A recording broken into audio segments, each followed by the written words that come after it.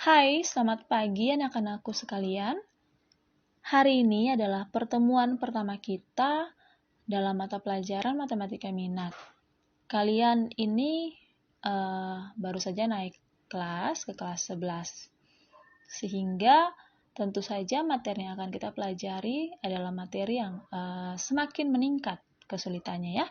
Oke, hari ini kita akan belajar tentang persamaan trigonometri. Jadi di semester ini, semester ganjil ini, ada 2 bab yang akan kalian pelajari dan ini adalah paling pertama, persamaan trigonometri. Ya, seperti yang kalian lihat, kompetensi dasarnya adalah menjelaskan dan menentukan penyelesaian persamaan trigonometri. Nah, indikator yang akan kita pelajari pada pertemuan hari ini, yang pertama, definisi persamaan trigonometri. Yang kedua, menentukan penyelesaian persamaan trigonometri berdasarkan grafik. Oke, materi prasyarat yang harus kalian kuasai, artinya bahwa materi yang sudah kalian pelajari di kelas 10 dan wajib kalian ingat untuk mempermudah kalian belajar di kelas 11, yaitu sudut istimewa dan kuadran. Ya, sudut istimewa dan kuadran sudah kita pelajari di materi kelas 10, baik itu matematika wajib maupun matematika minat. Kalau kalian lupa, kalian bisa buka buku kalian kembali, siapkan sudut istimewa dan kuadrannya, supaya kalian tidak bingung nanti saat dijelaskan ya. Oke. Kita akan bahas pengertian persamaan trigonometri. Sebenarnya ini bukan pengertian secara kalian bisa lihat sendiri bahwa di sini pada pengertian persamaan trigonometri ini ingin dijelaskan bahwa ternyata persamaan trigonometri ini sangat penting dalam kehidupan kita sehari-hari. Banyak masalah yang ditemukan itu solusinya adalah dengan menggunakan ilmu trigonometri. Oke, teman-teman lihat sendiri, anak-anakku kalian lihat sendiri, pada kasus yang pertama, ini tentang seorang atlet lompat jauh. Jadi dia ini, atlet lompat jauh ini, ternyata saat dia melompat itu, dia membentuk suatu gerakan parabola. Nah, gerakan parabola ini, kelengkungannya, dan semuanya itu tergantung pada besar kecepatan dan besar sudut. Jadi besar sudut yang ia ambil saat ia melompat itu sangat berpengaruh kepada lompatan yang dia ambilin, yang dia bentuk ini. Nah, besar sudut ini berhubungan sekali dengan trigonometri. Nah, kasus yang kedua dan kasus yang ketiga hampir sama. Itu tentang kayak kasus yang ketiga kalian lihat itu ada sebuah menara yang diamati oleh seseorang bernama Santi. Menara itu tinggi sekali, sekitar 18 meter, dan jarak antara Santi dan menara itu 18/3 meter. Di sini ditanya, kira-kira berapa sih kemungkinan besarnya sudut yang terbentuk antara pandangan Santi dan jarak pengamatan ke puncak menara? Nah, ini sangat penting. Kalau mungkin kita tidak merasa ini begitu penting, ya. Tapi di luar sana, perhitungan-perhitungan seperti ini itu sangat penting untuk diketahui bagaimana mencari solusinya. Dan solusinya adalah dengan menggunakan ilmu trigonometri. Oke, anak-anakku sekalian, pada pertemuan kali ini kalian akan mempelajari tentang persamaan trigonometri berdasarkan grafiknya ya. Jadi, ini dinamakan metode grafik. Nanti di pertemuan berikutnya kita akan pelajari metode yang lainnya. Oke, kalian bisa pelajari, bisa melihat tabel yang sudah Ibu buat. Jadi, Ibu ingatkan kembali kepada kalian bahwa fungsi trigonometri itu yang akan kita pelajari hari ini ada 3 ya, yaitu Y sama dengan sin X, Y sama dengan cos X, dan Y sama dengan tan X. Ini bukan hal yang baru ya untuk kalian. Oke, yang pertama, Yang akan kita pelajari adalah Y sama dengan sin X. Oke, untuk memahami materi ini, kalian bisa lihat penjelasan Ibu tentang tabel yang sudah Ibu buat ini. Kita akan mempelajari persamaan trigonometri dari sin X sama dengan setengah, 1/2. Ya, ini baru salah satu dari sekian banyak persamaan yang ada ya. Jadi sin X sama dengan 1/2. Untuk mencari penyelesaiannya, kita akan mensubstitusikan beberapa nilai X ke dalam persamaan tersebut. Beberapa, artinya kita bisa pilih nih nilai apapun, nilai berapa aja yang kita mau. Nah, nilai X berarti kalau berhubungan dengan trigonometri, berarti X-nya harus berupa sudut. Nah, sudut istimewa yang kita ambil ya, supaya gampang. Pertanyaan Ibu adalah, kalian masih ingat tidak sih, berapakah nilai sin 30 derajat? Oke, sin 30 derajat itu berapa? Sin 30 derajat adalah 1/2. Nah, nilai sin 30 derajat adalah 1/2. Dan 1/2 itu sesuai dengan persamaan kita ya. Kalau sesuai dengan persamaan kita, maka kalian perhatikan di keterangan kesimpulan, berarti X sama dengan 30 merupakan penyelesaiannya. Ya. Oke, itu yang pertama. Sekarang yang kedua. Kalian lihat yang kedua, X sama dengan 60 derajat. Sin 60 itu berapa? Apakah 1/2 atau bukan? Ternyata sin 60 bukan 1/2, tapi 1/2 akar 3. Sementara fungsi kita adalah 1/2. Berarti ini tidak sesuai nih dengan fungsi. Sehingga kesimpulannya adalah kalian bisa lihat ternyata X sama dengan 60 bukan penyelesaiannya. Nah, demikian juga dengan yang berikutnya. X sama dengan 120 derajat. Ternyata nilai sin 120 itu adalah 1/2 akar 3, bukan 1/2. Sehingga pasti 120 bukan penyelesaiannya ya. Kita lanjut di X sama dengan 150. Nah, ternyata kalian lihat di sini nilai dari sin 150 adalah 1/2. Demikian juga dengan nilai sin 390 derajat juga 1/2. Nah, jika dia bernilai 1/2 sama dengan fungsi kita, berarti 150 dan 390 adalah penyelesaian yang diminta. Sehingga dari 5 nilai X yang Ibu pilih, yang merupakan penyelesaiannya ada 3 ya, yang nilainya 1/2. Oke, pasti kalian bertanya, Ibu Guru dapat dari mana sih nilai sin 150 itu 1/2? Itu dapat dari mana, Bu? Nah, ini yang Ibu bilang tadi, materi prasyarat. Kalian harus kuasai materi prasyarat yang dari kelas 10 sudah kita pelajari. Dari kelas 10 kita sudah pelajari mencari sin 150 itu bagaimana caranya, mencari sin 390 itu bagaimana caranya, gitu ya. Tapi nanti akan dibahas lagi kok di sini. Tapi nanti di bab berikut. Oke, jadi sampai sini kalian paham? Sehingga setelah kita substitusi, kita mendapatkan 3 nilai yang sesuai dengan fungsi kita. Nah, yaitu X sama dengan 30, X sama dengan 150, dan X sama dengan 390 derajat.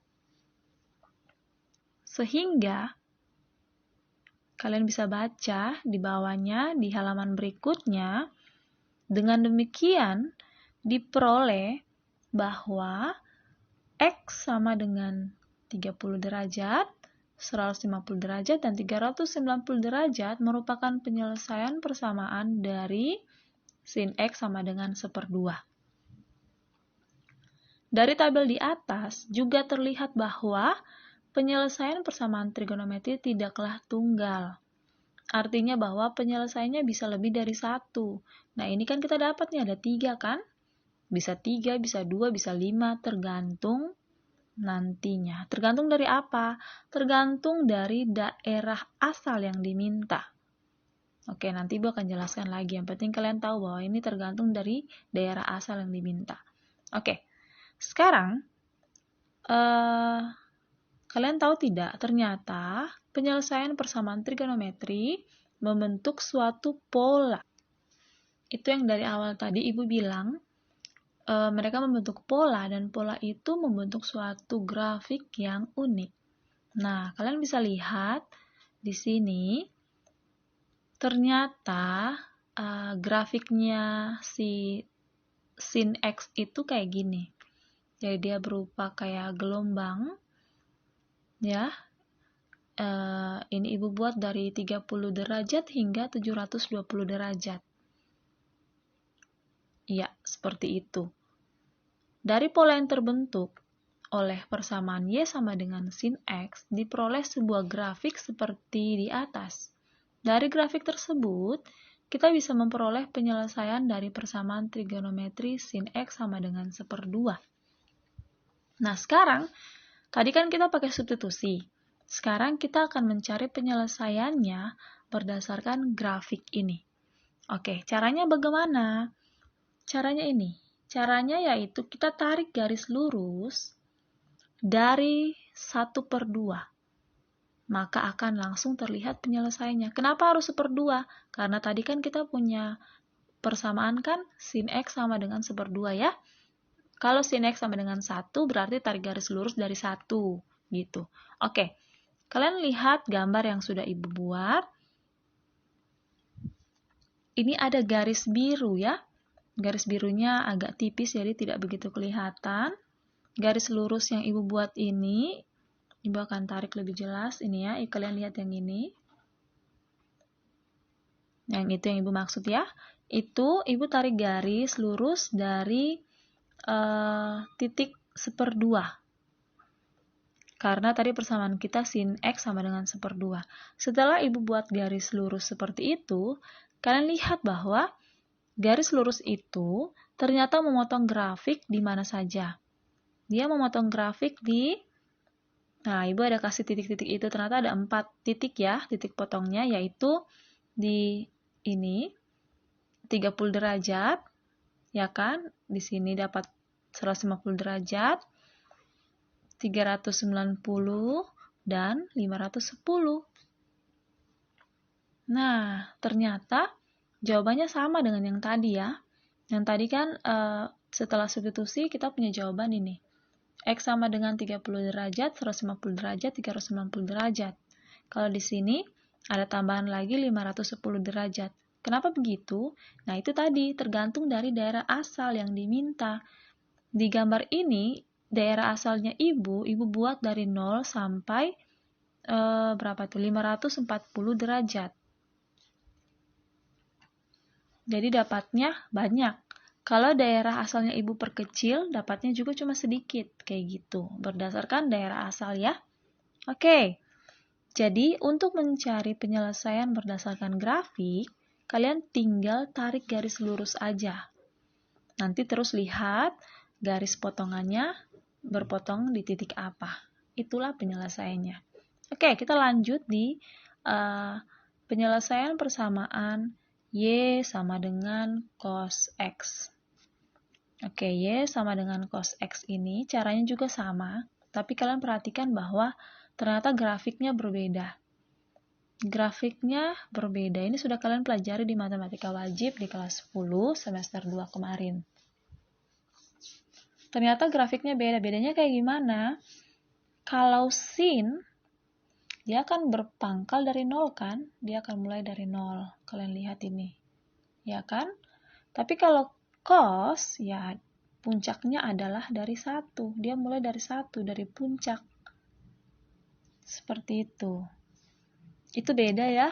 Jauh berbeda. Meskipun bentuknya kayak hampir sama, tapi jauh berbeda. Oke, sekarang kalian perhatikan grafik cos ini. Oke, kita akan mencari himpunan penyelesaian dari mana nih? Oh ini soalnya. Dari cos X sama dengan cos 60 derajat. Nah, ini agak beda. Di samping kiri dan di samping kanan ada cos ya. Cos X sama dengan cos 60 derajat. Kalau yang tadi, sin X sama dengan 1/2. Nah, kalian masih ingat kan nilai cos 60 itu berapa?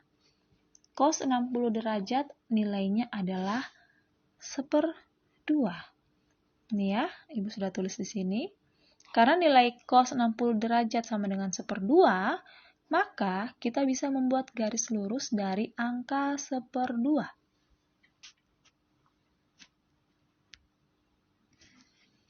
Nah, Ibu sudah buat itu garis biru, tebal, Ibu tarik dari 1/2. Ini 1/2 karena nilai dari cos 60 derajat adalah 1/2 ya. Jadi Ibu tarik dari 1/2. Ternyata garis itu memotong grafik di 4 titik juga.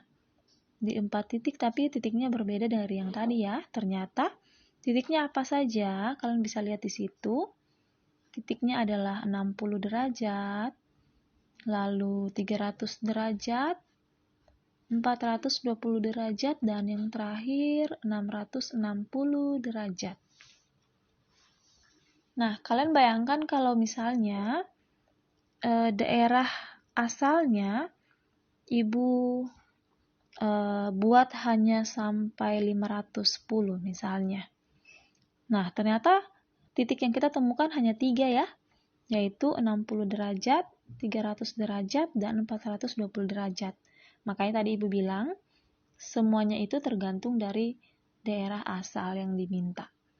Oke, sekarang gitu ya, jadi di sini intinya kalian tahu grafiknya kayak gimana.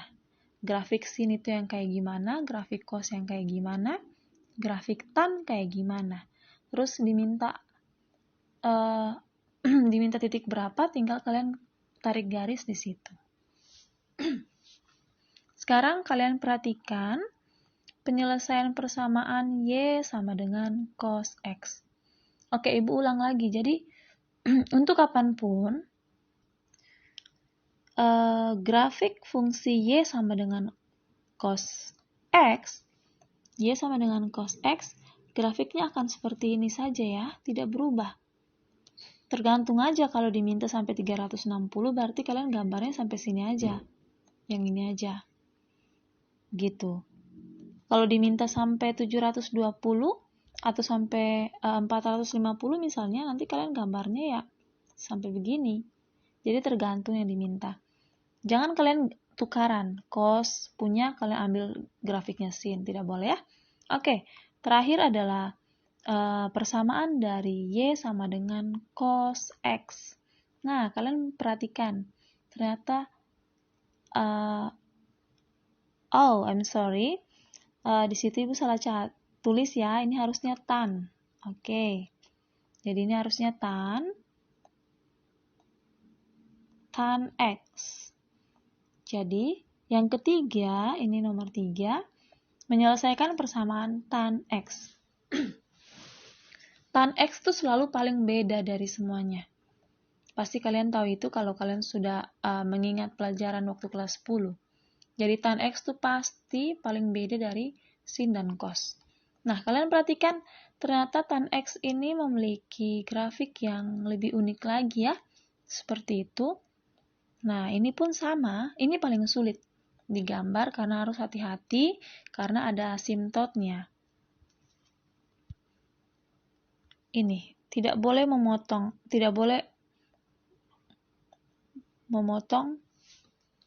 Jadi grafik-grafiknya itu tidak akan pernah bersentuhan dengan garis yang Ibu buat itu.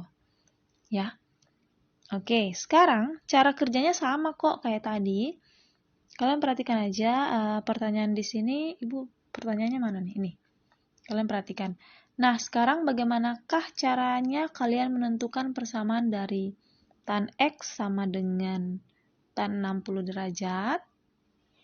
Caranya gimana? Nah, kayak tadi lagi, tan 60 itu berapa? Masih ingat tan 60 itu berapa?